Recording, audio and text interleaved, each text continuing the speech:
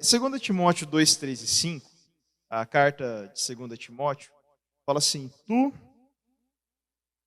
suporte comigo os meus sofrimentos como bom soldado de Cristo Jesus.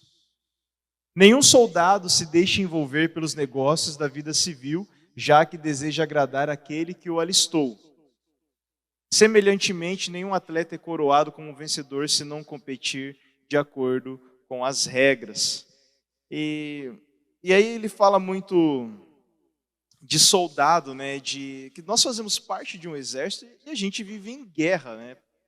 Então, se você veio aqui, só de você estar aqui foi uma batalha, mano. Tá frio pra caramba. Você veio pra cá e já foi uma batalha. Às vezes não é o frio, às vezes você teve uma batalha em casa. A gente enfrenta guerras. E, inclusive, né, às vezes a gente enfrenta umas batalhas que não fazem sentido.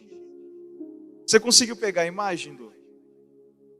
Um exemplo, eu acho que já há um tempo atrás eu postei isso no grupo da intercessão. Vocês estão vendo aquelas ilhas ali? É umas ilhas, né? Você toparia morar ali naquele lugar, cara? Falo pra você que é bem longe. Muito longe mesmo. Essas ilhas são o arquipélago de São Pedro e São Paulo. São as ilhas que elas pertencem ao estado do Rio Grande do Norte e elas ficam praticamente no hemisfério norte. Aquilo lá é o norte, né? Para quem não sabe, o Brasil também está no hemisfério norte. Pra ver como o nosso país é grande. E o que tem de bom nessa ilha? Ela tem algumas coisas assim, tem muito terremoto, sabe? É um dos lugares que mais tem terremotos no mundo, que legal, né? Não tem vegetação. O tamanho dela, se for juntar, da área de 2 campos de futebol, mas tem muita gente que vai para lá. Em especial são militares e cientistas. Por que vai lá? Para manter a soberania do país. Porque tem em volta da ilha, né, não sei até quantas milhas aí, aquele território é do Brasil. E se não vai brasileiro ali, pode ir outras pessoas de outro lugar, de outros lugares do mundo, tomar posse da terra.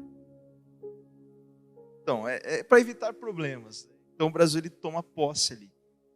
E talvez você esteja num lugar que é igual aquela ilha, né? Cheio de terremoto, não tem vegetação, é pequeno. Você nem sabe porque você está lá, é só gente doida que está do teu lado. Já parou para pensar que você é um soldado e onde você está, o reino está sendo demarcado como território? E a gente esquece disso. E você acha que é fácil ir lá? Tanto é que as pessoas que ficam lá são muito bem remuneradas, né? Quem vai... Imagina, eu sou um cientista, eu sou um biólogo, eu estou indo lá... Cara, é o trabalho da minha vida. Eu garanto ali muitas verbas de pesquisa. Imagina que eu vou descobrir quantas pessoas não vão lá para pescar, navios pesqueiros conseguem pescar porque aquela área pertence ao território, não é água internacional, né? Porque água internacional é terra de ninguém. Você sabe disso daí, né? Até que navio tem cassino. É proibido o cassino no Brasil, né? Por que tem cruzeiro, tem cassino, então? Porque os caras vão na água internacional e pode. Olha só como mantém, então, o reino. Quando a gente assume nossa postura, saiba, você está mantendo o território do reino. Só que aí a gente começa a passar dificuldades. A gente começa a passar lutas. E óbvio, a gente vai passar dificuldade, a gente vai passar lutas e a gente não sabe por que isso acontece. E aí eu lembro do versículo de 2 Timóteo, uma das coisas é que a gente acaba perdendo o foco em Jesus. A gente acaba esquecendo que o foco é Cristo Jesus.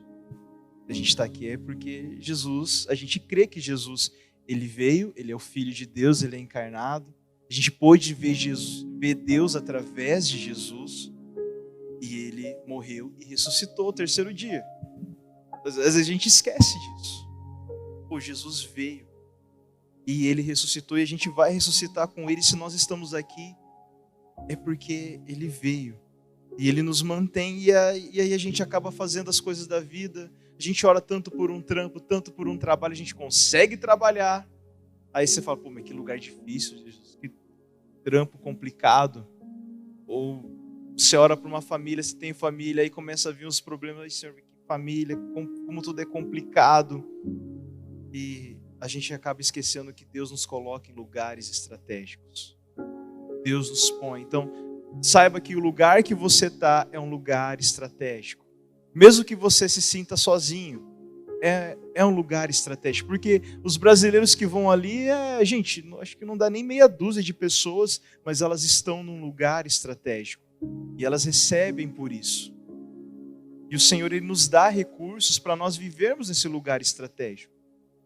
Ele nos capacita. Quando fala de exército, né, eu lembro, na Eneta aqui também, a gente serviu o exército, tinha um sargento lá, e ele tentava me evangelizar para o exército. E ele falava sempre do exército como a mamãe EB, né? E ele falava assim, você vai pagar a Unimed? A Unimed, se você se você for para um lugar muito longe, a Unimed não cobre, mas na mamãe EB, qualquer lugar do Brasil, você é coberto, você é guardado. Você conhece o Brasil inteiro, você conhece muitas pessoas, E ele foi falando, cara. E sabe quando a pessoa ela fala com aquela paixão, né? Você fala assim, puxa, cara, olha que da hora, né? E enquanto ele me evangelizava, ele falava, evangelizava para o exército, ele falava das coisas. E o quanto ele crescia, e você via assim, o exército, de certa maneira, ele remunera bem as pessoas. Remunera, cara. Mas imagina o reino de Deus, o que ele não nos remunera? O que o reino nos dá? Quando a gente vive os princípios da palavra, você tem uma família estabelecida, você está firme. Porque querendo ou não, você está lá no seu lugar, você está sozinho, mas as pessoas te veem. Elas observam você, elas te analisam. Não vou falar que é um Big Brother, mas cara, os seus passos estão todos sendo friamente observados. Então, por exemplo, tô lá no meu serviço, né? E os alunos viram que eu ia pregar hoje. Então, o colega meu falou: se prepara, cara, que os caras viram ali e tal. Então, eu tô sendo observado. Mesmo eu não sabendo, as pessoas me observam e observam você. Eu tenho um aluninho, eu comentei com o pessoal, assim, é o melhor aluno. Eu vejo, sim, para mim é um dos melhores alunos que tem na sala. Ele é filho de um pastor. Dando exemplo, filho de pastor, e é incrível, porque toda criança está lá, às vezes ele dá aquela preguiça de escrever, você vai, vamos lá. Aí os alunos falaram, você é o exemplo, você é o pastor aqui. Aí ele olha para mim, tio, os moleques ficam pegando no meu pé, que eu não posso fazer nada, né? Mas é assim, a gente está lá marcando o território. Nós estamos ali marcando, as pessoas estão observando a gente, o mundo observa, e parece que eles estão torcendo contra, mas eu creio para mim que eles olham para a gente e falam, se esse cara consegue servir, no fundo ele deseja servir. No fundo ele quer, no fundo esse Deus que a gente serve, Jesus, a gente serve ele com tanto amor. Imagina as pessoas falam, será que é verdade mesmo? Eu quero ver esses milagres. E eu olho para mim e eu falo assim, eu devia ser mais como o meu sargento, falar das coisas boas que Jesus faz. Das coisas que ele fez na minha vida. Falo, Jesus, ele me curou, eu vi Jesus curando pessoas e a gente não fala. Eu falo por mim, eu não falo. Eu deveria falar mais. Falar daquilo que ele tem feito. Agora, né, vai saindo, vai postando, né, na escola você é mais forçado a falar. E que o Senhor me dê sabedoria, discernimento para poder falar e aclamar. O Senhor nos dá sabedoria, nos dá discernimento. E eu não entendo muito de batalha, mas o que eu aprendi ali, sabe, as pessoas, elas recebem, você está num campo de batalha, você vai receber suprimento para cumprir a tua batalha. Gente, você imagina assim, às vezes na escola eu tenho uma convocação, eu vou lá para Bauru, eu recebo uma ajuda de custo para ir para Bauru. O Estado, ele banca os seus funcionários, será que Deus não vai bancar a gente? Gente, o Estado não tem muita fama de ser bonzinho, né? E Deus? Deus é um pai de amor, ele banca a gente, ele nos capacita, cara. Às vezes você passa por batalhas que você não entende. Eu passei por muitas situações que eu não entendia, e depois você começa a trabalhar no ministério, começa a fazer as coisas, você fala, agora eu entendo. As lutas que eu passei lá atrás me capacitaram a estar aqui hoje. O trabalho que você tem, você lida com pessoas difíceis, aí você vai aprendendo a lidar com elas, você vai, o Senhor me capacitou, me deu autoridade para poder estar trabalhando aqui hoje. Imagina José, eu acho que eu comentei de José. José foi para a cadeia, ficou lá na prisão. O que será que ele não aprendeu do Egito lá na prisão? Quanta coisa ele não aprendeu ali com o capitão da guarda? Porque ele era interessado. Isso o capacitou a governar o Egito anos depois. E aí, vamos lembrando, né? Por que eu estou falando isso? A palavra não fala que todas as coisas cooperam para o bem daqueles que amam a Deus? Vai falar isso. Quando nós amamos ao Senhor, o Senhor nos coloca isso, que a gente ama Ele, todas as coisas vão cooperar para o nosso bem. As lutas que a gente passa hoje, a gente não entende. Até mesmo traumas, Deus Ele transforma isso para o nosso bem. A gente não entende, mas Ele transforma isso para o nosso bem. Mas para isso a gente tem que trazer Jesus de volta no centro. Coloca aí Mateus 6, 33 a 36. Olha, gente, eu já estou caminhando para o final. Olha como é rápido. Busquem, pois, em primeiro lugar o reino de Deus e a sua justiça, e todas essas coisas serão acrescentadas a vocês. Portanto, não se preocupem com o amanhã, pois o amanhã trará suas próprias preocupações. Basta a cada dia o seu próprio mal. Não julguem para que vocês... já mudou. Basta cada dia o seu próprio mal. Quando a gente coloca o Senhor em primeiro lugar, as demais coisas são acrescentadas, ok? Isso todo mundo entendeu. E quando a gente coloca as demais coisas em primeiro lugar?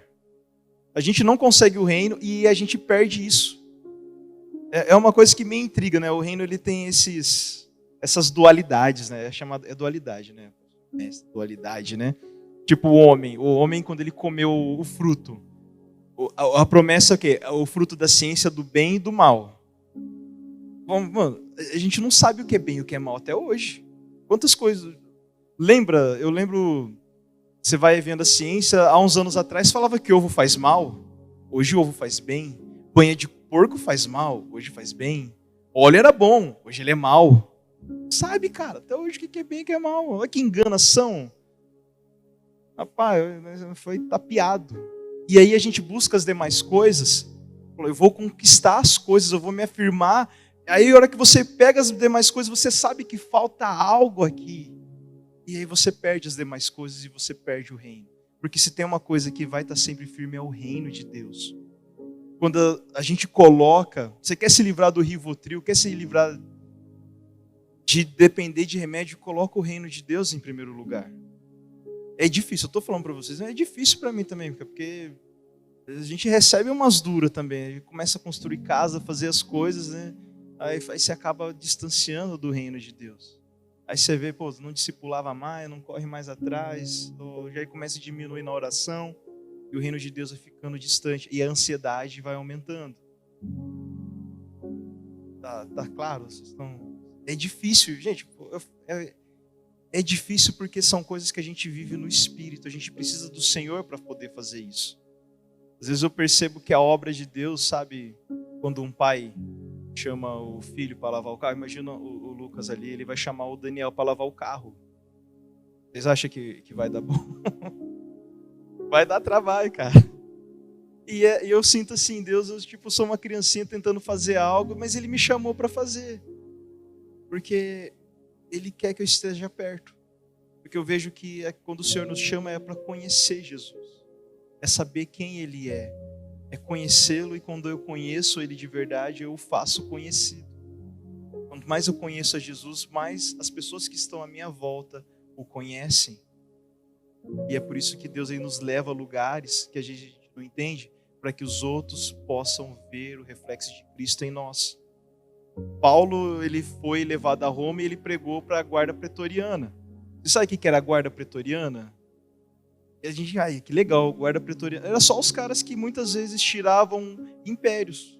Eles eram o poder, era tipo deep state. Nunca ouvi falar o termo deep state, mas eram as pessoas que tiravam os imperadores. Muitos imperadores foram depostos por conta da guarda pretoriana. E Paulo estava pregando para eles. Esses homens nunca iriam ouvir falar de Jesus se não fosse por Paulo ali. E às vezes você está sendo levada para lugares que as pessoas só vão ver você, porque o pastor não vai lá. É você quem vai pregar Jesus. E a gente nunca pode duvidar do poder, porque quantas pessoas podem ser alcançadas, a gente não sabe como elas vão se tornar lá na frente. A gente não sabe o que vai virar. Eu estou aqui pregando hoje. E eu sou fruto de 2 exemplos, né? Eu acho que principalmente de um rapaz chamado Glauber, quando eu fazia ETEC.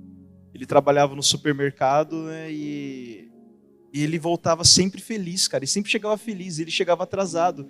E aí eles fizeram uma exceção, né? Que você tinha que chegar até 7h30. Ele chegava às vezes um pouco depois, mas aí o pessoal começou a deixar ele entrar. Eu vi ele sempre feliz. Mano, que alegria, cara. O que ele tinha? Ele falava, eu conversava com ele uma vez e falou, eu tenho Jesus, cara. Jesus, eu olhava e falei, rapaz, esse cara tem Jesus, esse Jesus existe. Ele é legal ter esse Jesus comigo. E aí a gente leva o Senhor. Faz sentido? É simples, mas que a gente possa lembrar que nós carregamos a essência de Cristo e não deixar que o mundo roube isso de nós. Para encerrar, né, eu já estou indo longo, que a gente possa ter um momento de oração e se arrepender, porque enquanto eu montava a mensagem, eu vi assim, Senhor, eu estou deixando. Ele está deixando, eu estou te deixando e aí, sabe quando você sente que vai ficando sem poder? Sem a alegria, as coisas começam a desencaixar. Eu lembro do pastor Odilon, quando ele prega, né, ele falava assim que o reino é como se fossem engrenagenzinhas. Quando a gente liga o primeiro dentinho, todos os outros dentes vão se encaixando. Todas as coisas vão fechando. A única engrenagem que você precisa encaixa com Jesus, encaixa com Ele, todo o resto vai começando a rodar. É simples, porque Ele vai trabalhando, Ele vai montando o resto. Ele vai fazendo o resto. Tem coisas que a gente não vai entender, a gente não vê o plano de fundo. Mas Ele vai trabalhando, Ele vai fazendo todas as coisas. Se fosse deixar o microfone, cada um for testemunhar, eu tenho certeza. Vocês vão ter pelo menos um testemunho de que Jesus foi encaixando. E se Ele encaixou no passado, Ele encaixa hoje e vai encaixar no futuro. Mesmo que a gente olhe para o mundo e veja, o negócio está caindo. Mas a esperança é Jesus. A esperança é Jesus. Amém.